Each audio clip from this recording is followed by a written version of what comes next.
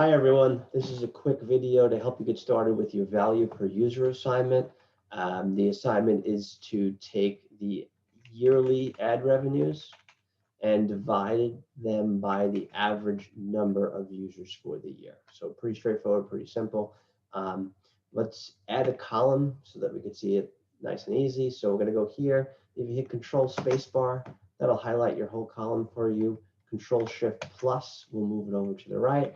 And we could come here and say value per user.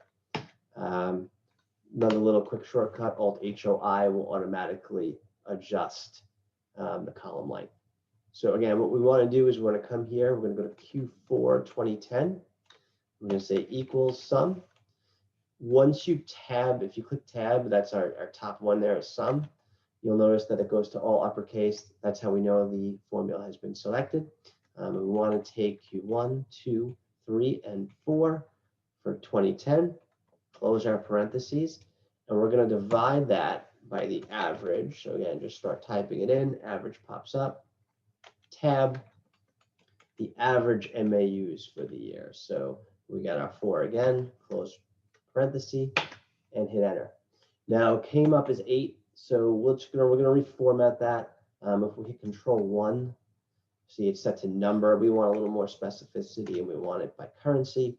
So we could choose currency, 2 decimal places, click OK. And so it's actually $7.58 for our average user.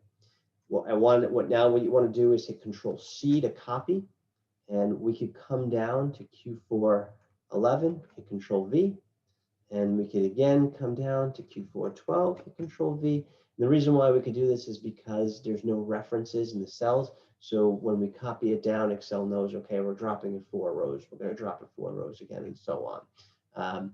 So we could keep doing that all the way through Q4 13, Q4 14, and so on all the way down. You could see the average ad revenues per user going up.